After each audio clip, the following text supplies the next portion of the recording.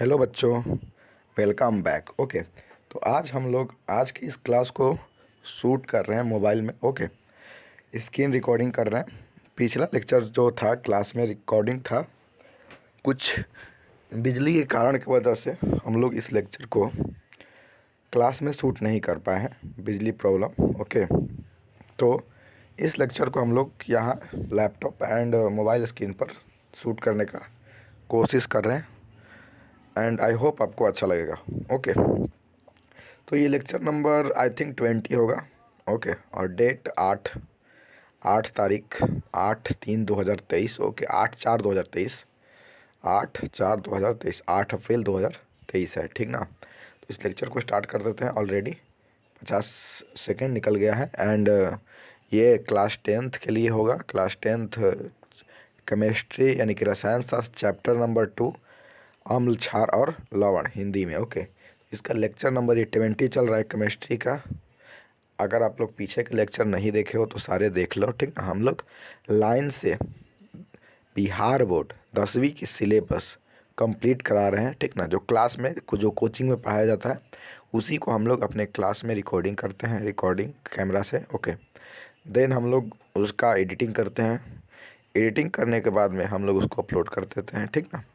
तो जो क्लास में हम लोग पढ़ाते हैं अपने बच्चों को, वहीं आपको हम लोग प्रोवाइड करते हैं। ओके, जिससे होता ये है कि आपको पढ़ने के साथ साथ कुछ मज़ा भी आता है। ओके, और ये एक आइडिया अच्छा होता है कि आप लोग को मतलब जो हम अपने बच्चों को पढ़ाते हैं वो हम चाहते हैं कि सबको सबके पास जाए, ताकि सारे बच्चे अच्छा से अच्छा नंबर स्कोर कर पाएँ।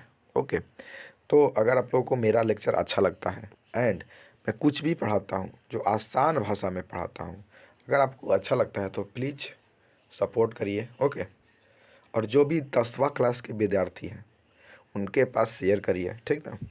उनके पास शेयर करिए ताकि हमें भी थोड़ा सा मोटिवेशन मिले और रिकॉर्डिंग करके आपके पास वीडियो पहुंचा सकें। ओके, देखो वीडियो जो भी रिकॉर्डिंग होता है तो करीब करीब 1 से 1.5 घंटा, 1.5 घंटा के बीच 1.5 घंटा तक रिकॉर्डिंग होता है, ठीक ना, करीब करीब। तो उसमें कुछ एडिटिंग करने के बाद कुछ पार्ट्स कट कर दिए जाते हैं एंड कुछ पार्ट्स रहने दिए जाते हैं। तो ये सब करने में, रिकॉर्डिंग करने में बहुत खर्चा होता है, बहुत मेहनत लगता है, ठीक ना। और एडिटिंग करने में प्लस में उसको अपलोड करने में करीब करीब उसमें एक एक वीडियो करीब करीब 3 से 4 GB, 5 GB ऐसे चल जाती है। रिकॉर्डिंग के टाइम पे तो 12-12, 15-15 GB चल जाती है, ठीक ना। रिकॉर्डिंग जब होता है तो उसको एडिटिंग करने के बाद हम लोग काट कर 4 से 5, 6 GB तक कर देते हैं। तो इतना अपलोड करने मतलब 6 GB अपलोड करते हैं तो उसमें हम लोग को थोड़ी परेशानी होती है। तो वहीं बस आप लोग अगर सपोर्ट करो तो हम लोग अच्छा से अच्छा कंटेंट लाने के लिए आपके लिए ट्राई करेंगे और अच्छा से जल्दी वीडियो अपलोड करने का कोशिश करेंगे। देखो, मैं एक बेसिकली रोहतास से हूँ, तो बेसिकली 8 दिन से करीब करीब 10 दिन से नेट बंद था, ठीक है, जिसकी वजह से लेक्चर अपलोड नहीं हो रहा था। शूट तो हो रहा था बट अपलोड नहीं हो रहा था। और इधर कुछ जो मेरा एरिया है वहाँ पे कुछ लाइन की प्रॉब्लम चल रहा है, शॉर्टेज चल रही है, तो लाइन थोड़ा सा डिस्टर्ब रह रहा है, ठीक ना। तो उसकी वजह से हम लोग क्लास थोड़ा कंटिन्यूली नहीं ले पा रहे हैं, बट कोई बात नहीं। हम लोग जैसे ही लाइन ठीक हो जाता है हम लोग अच्छे से कंटिन्यू कर देंगे। और देखो, क्लास तो डेली होता है हम लोग के कोचिंग जो है कोचिंग में, बट क्या होता है कि लाइट जब अच्छा नहीं रहेगा तो आपका वीडियो शूट नहीं हो पाएगा अच्छे से, ठीक ना। वीडियो शूट नहीं होगा तो आपको अच्छा मज़ा आएगा नहीं पढ़ने में। इसीलिए हम लोग ज़्यादा से ज़्यादा ट्राई करते हैं कि आपको अच्छा क्वालिटी दे सके, अच्छा कंटेंट दे सके एंड सबसे मोस्ट इम्पॉर्टेंट जो है वो है कि आपको एक इजी लैंग्वेज में बताया जाए, ठीक ना। इजी लैंग्वेज और इजी करके बताया जाए। इसीलिए हम लोग ज़्यादा से ज़्यादा बिहार के बच्चों के लिए है तो बिहार भोजपुरी में ही बात करने की कोशिश करते हैं। और जो हमारे बच्चे हैं वो लोग भी भोजपुरी में अच्छे से समझते हैं और एक अपनापन सा झलकता है भोजपुरी में, ठीक ना। एक अपनापन सा झलकता है, इसलिए हम लोग भोजपुरी भाषा का उपयोग करते हैं एंड हमारा है बिहार, ठीक ना। बिहार के लिए हम पढ़ा रहे हैं तो बिहार के जो बच्चे हैं वो भोजपुरी तो समझते ही हैं। तो इसीलिए हम लोग भोजपुरी इसलिए पढ़ाते हैं ताकि हाँ सबको फ़ायदा हो और बिहार के लिए हो, ठीक ना।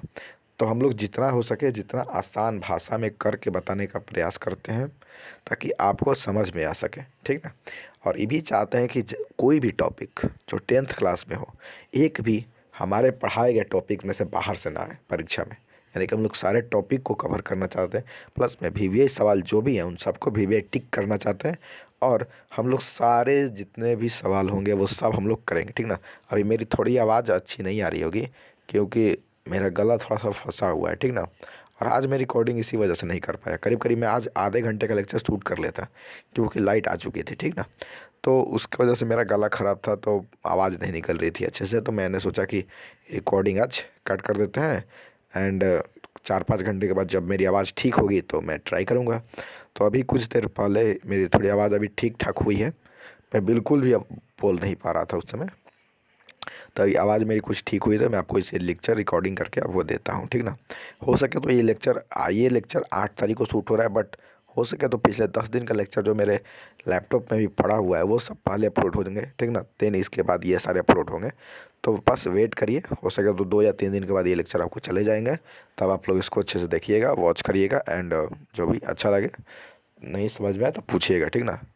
बट हम लोग को ये कोशिश रहती है कि हम लोग जितना आसान भाषा में करके आपको समझा सके उतना अच्छा रहेगा। ओके, तो चलिए आज हम लोग ये एक जो अम्ल क्षार और लवण चला रहे हैं उसमें से करीब 2 या 3 लेक्चर शूट हो गए, ये चौथा या पांचवा लेक्चर होगा और ये लेक्चर नंबर ऐसे 20 होगा, ठीक ना। 20 होगा और केमिस्ट्री का लेक्चर नंबर 20 होगा, 10th क्लास बिहार बोर्ड का। तो उसमें से एक प्रश्न ऊपर आपको रेड कलर में दिख रहा होगा, क्षारक की पहचान कैसे की जाती है, चाहे की जाता है, की जाती है होना चाहिए।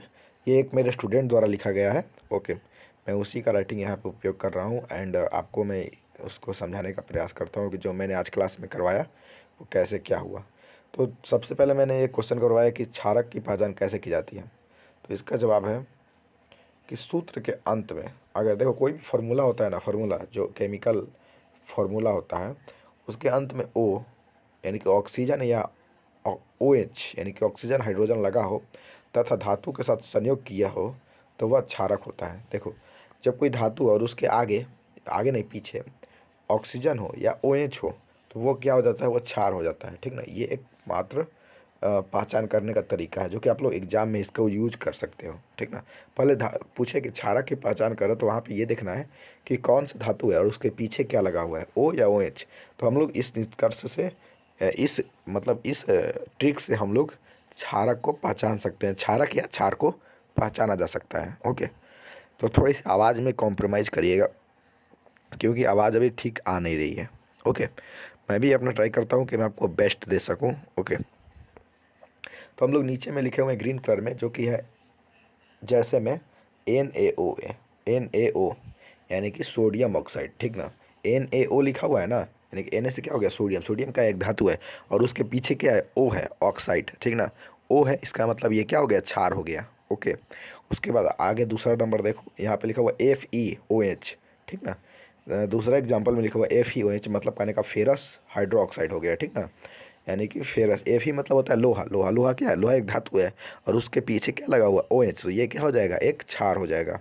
अगला एग्जाम्पल देखते हैं, FeO लिखा हुआ है यानी कि फेरस ऑक्साइड, तो ये क्या हो जाएगा, ये भी एक तरह का क्षार हो जाएगा क्योंकि फेरस यानी कि एक धातु है और उसके पीछे क्या लगा हुआ है, ऑक्सीजन लगा हुआ है, तो ये क्या हो जाएगा, एक क्षार हो जाएगा। देखो इस तरह इस सवाल का यूज करके परीक्षा में कैसे पूछा जाता है मैं आपको बताने का ट्राई करता हूँ।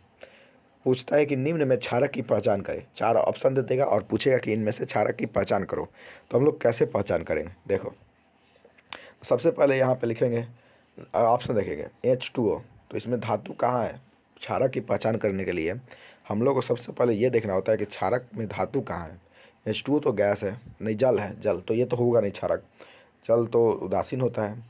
और CO2 लिखा हुआ है, कार्बन डाइऑक्साइड एक गैस हो गया, ये नहीं होगा। उसके बाद लिखा हुआ CaO यानी कैल्शियम ऑक्साइड, एक तरह का लिखा हुआ है, C यानी कैल्शियम और O कैल्शियम ऑक्साइड। उसके बाद चौथा नंबर पे लिखा हुआ है HCO, HEO है, ठीक है, वो गलती से स्टूडेंट कुछ और लिख दिया है HCO, बट वो है HEO यानी कि हीलियम ऑक्साइड, HEO यानी हीलियम और उसमें लगा हुआ है ऑक्सीजन। तो इसमें से हम लोग क्षारक की पहचान करनी है तो उसके लिए हम लोग को धातु खोजना पड़ेगा, हीलियम नहीं है तो पहला दूसरा में धातु है ये नहीं है, तीसरा में केवल धातु है कैल्शियम, ठीक ना। कैल्शियम एक तरह क्या है, धातु है, ठीक ना। 2 8 8 धातु है, कैल्शियम क्या है, धातु है। अब देखो तो इसमें हम लोग तीसरा नंबर पे टिक लगा देंगे और उसके बाद ऑक्सीजन है तो कंफर्म हो गया कि अब यही क्षारक है। ओके, चलो आगे बढ़ते हैं। अब आगे प्रश्न है कि लिटमस क्या है, ठीक ना। लिटमस, लिटमस क्या है, तो लिटमस सूचक पत्र है और कुछ भी नहीं है, सूचक पत्र। यानी कि ये सूचना देता है। किस कैसा सूचना देता है? तो किसी भी पदार्थ के अम्लीय या क्षारीय या उदासीन होने की सूचना देता है, ठीक ना। कोई पदार्थ अम्लीय है या क्षारीय है या फिर उदासीन है, उसकी सूचना हमें कौन देता है? लिटमस पत्र देता है, ठीक ना। लिटमस पत्र से हम लोग किसी भी पदार्थ की जांच किया जाता है, ठीक ना, जांच की जाती है। यहाँ पर लिखा हुआ सूचक किसे कहते हैं? तो जो किसी का अम्लीय तथा क्षारीय गुण को प्रदर्शित करता है या बताता है उसे सूचक कहते हैं, ठीक ना। जो किसी का अम्लीय, किसी भी पदार्थ, किसी का नहीं, किसी भी पदार्थ का अम्लीय तथा क्षारीय गुण को प्रदर्शित करता है या बताता है उसे क्या कहते हैं? सूचक कहते हैं, ठीक ना। उसी में से लिटमस भी क्या है? एक सूचक है। लिटमस एक पत्र है, कागज़ का टुकड़ा है, कागज़ होता है, ठीक ना, कागज़ के जैसा ही होता है, कागज़ ही होता है डेफिनेटली, ओके। और वो क्या होता है? एक सूचक होता है जिससे हम लोग किसी भी पदार्थ का घोल बना करके, जलीय विलयन बना करके हम लोग उसकी अम्लीयता एंड क्षारीयता को जांच कर सकते हैं, ठीक ना। चलो आगे बढ़ते हैं। अब ये यहाँ पे है 5 नंबर में प्राकृतिक सूचक। प्राकृतिक सूचक में मतलब कौन कौन से सूचक है, ठीक ना, जो कि परीक्षा में दे सकता है। जैसे में हम लोग पहला लिखे हैं लिटमस पत्र, दूसरा लिखे हल्दी, तीसरा लिखे है मेथिल ऑरेंज, चौथा है फिनोफ्थलीन, ठीक ना, फिनोफ्थलीन। देखो ये 4 मैं अपने बच्चे को लिखवाया हूँ, जो कि 4 बहुत ही ज़्यादा मोस्ट इम्पॉर्टेंट हो जाते हैं, ठीक ना। ये सूचक है जो कि हम लोग को किसी भी पदार्थ की अम्लीयता और क्षारीय होने का गुण को दर्शाता है, ठीक ना। कोई भी पदार्थ अम्लीय है या क्षारीय है उसकी हम लोग को ये अनुभव करवाता है या मतलब बताता है, एक तरह से सूचना देता है। तो ये 4 पदार्थ है, ठीक ना। लिटमस पत्र पहला, दूसरा हल्दी, तीसरा मेथिल ऑरेंज, फिनोफ्थलीन। यही 4 नहीं है, और भी बहुत सारे, बट ये इंपॉर्टेंट्स है, ठीक ना, जो कि आपके एग्जाम में पूछने को देखने को मिल जाता है, ओके। तो आगे बढ़ते हैं। एक इसी से सवाल पूछ लिया जाता है एग्जाम में कि कौन सूचक है। 4 ऑप्शन दे देगा और पूछेगा कौन सूचक है, इसमें से कौन सा एक सूचक है। तो पहला नमक, नमक तो होगा नहीं। उसके बाद जल, जल भी नहीं होगा। उसके बाद हल्दी, तो हमने हल्दी लिखवा दिया है कि प्राकृतिक सूचक है, तो हम लोग उस पर टिक लगा देंगे। अगला ऑप्शन भी पढ़ लेते हैं। चौथा में CO2 लिखा हुआ है, ठीक ना। यहाँ पे 4 नंबर में जो लिखा हुआ है वो क्या है? CO2 है, CO2, ठीक ना, वो CO2 होता है। CO2 तो कोई सूचक है नहीं, तो हम लोग उसको छोड़ देंगे वैसे ही। अब आगे बढ़ते हैं, और वो है लिटमस पत्र कैसे बनता है, ठीक ना। अगर कोई पूछे कि लिटमस पत्र कैसे बनता है बताओ हमें, तो बताएंगे कि थैलोफाइटा समूह